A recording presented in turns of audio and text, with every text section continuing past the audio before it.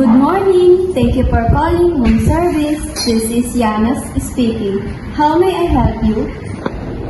Certainly, ma'am. Do you have the menu with you? It's on table next to your bed. Did you see it?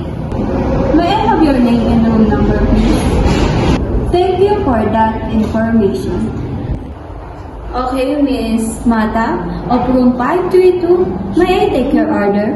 Would you like a chicken teriyaki or coffee latte? How about some wine to go with you? Is there anything else that you would like to order? Okay, Miss Mata, may I repeat your order? Your order for chicken teriyaki and coffee latte. Is that correct? Your order will be delivered with 15 to 20 minutes. Would you like to deliver it right away or a specific time? The total amount of your bill is 1,000 pesos. Are you paying in cash or charge it to your room? Thank you for calling room service. Have a nice day. Room service! Yes. Good morning, ma'am. I am Juliana Sirpel, your room server for today. Are you Miss Mata? Yes. From room 301? Yes. May I come in?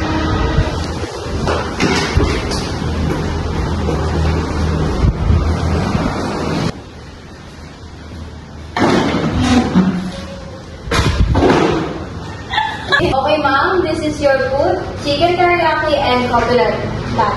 Would you like me to set up your food in your table? To set up your aircon? Would you like me to arrange your curtain? Would you like me to open your TV? No. Anything else I can do for you? No, thanks. Ma'am, excuse me, ma'am. Here's your bill. Can you sign it?